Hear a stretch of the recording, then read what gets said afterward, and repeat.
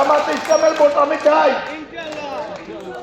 দেখতে শুনতে আমারও তো জামাতে মনে হয়, তাইলে সব লোক আমি কাজ করতে পারবো, কিন্তু সবাই তো এটা পারে না। আমি আশা করি জামাত আমার বক্তব্য রাখবে। কোথায় আজকে জামাত করে? আমি গোলাম আজমের কর্মী ছিলাম 68 সনে, যখন পাকিস্তানে ডাক হয় Democratic action committee of Pakistan Ayub খানের বিরুদ্ধে, আওয়ামী লীগ, জামাত ইসলামী, মুসলিম লীগ, কংগ্রেস, এই 9টা দল করে যে ডাক হয়েছিল, আমাকে দেখলে ভোগাইন মনে হয় আপনাদের কাছে আমি হাং না। 62 সনে এই ডাকের আহ্বায়ক হয়েছিল পূর্ব পাকিস্তানের গোলাম আজম শাহ। রাজ্জাক ভাই, আমি তখন ছাত্রলীগ করি নেতা, জেলখানা থেকে বঙ্গবন্ধু শেখ মুজিব সহ খবর পাঠিয়েছে একটি ভালো কাজ হয়েছে, ডাক গঠন হয়ে গেছে।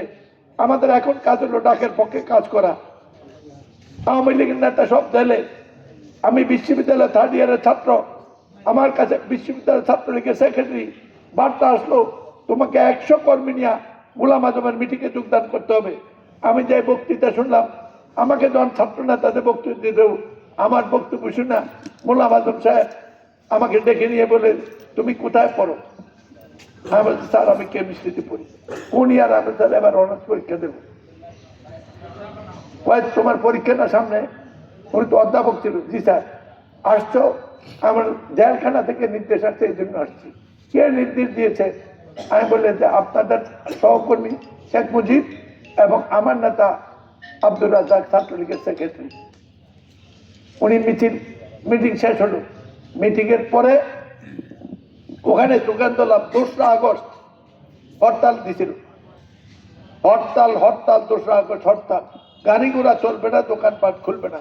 গোলাম আজমের ডাকে হরতাল। গোলাম আজমকে বাংলাদেশের প্রথম জাতীয় নেতা বানার প্রস্তাবক আমি।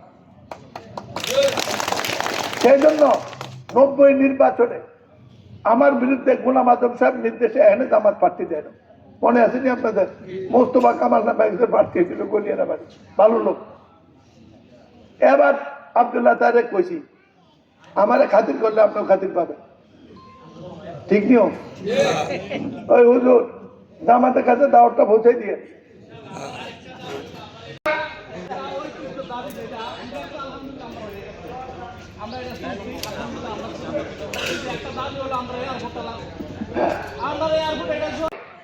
সেটা হলো আগামী 2 তারিখে এখন করছি আমার ইশতেহার। এটার নাম হলো আমার সব কুমিল্লা কেমনে বড় হবে। আর আপনারা সর্বশেষ শুনে রাখুন, আমি যে কুমিল্লা নিয়ে চিন্তা করি, উত্তরে 5 আমদানি সব পরিচয় সীমান্ত মুক্তি বাজার, আর দক্ষিণে হলো বাগমারা বাজার। ওই বিরতি থেকে সোয়াগাজী রাস্তা, এইটা করে চক বাজারকে আমি বিবির বাজার নিয়ে যাব।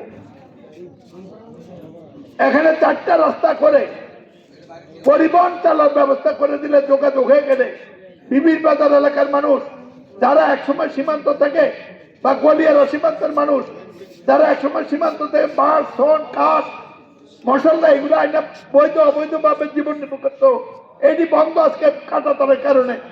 ওই এলাকার নিরীহ মানুষদের যারা লেখাপড়া করে না, তাদের তো রিজিকের একটা ব্যবস্থা আল্লাহর রহমতে করে দিতে হবে। সেইটা করার জন্য একটি রাস্তার কারণে যদি শ্রীমন্তপুর এই এলাকায় সমৃদ্ধি ঘটে, যদি আমাদের রাস্তার পাশে লইপুরা বাজার যেখানে টাই মাছ ধরত, শ্রীমন্তর বাজার যেখানে কাঁচা মাছ ধরত, সেখানে যদি জমির ঘন্টা 1 কোটি টাকা হয়, ওদের এখানে 5,000 টাকা কেনে সময় লাগছে। তা আজকে আনুষ্ঠানিক দর করলে বিনা ভোটে জিতি।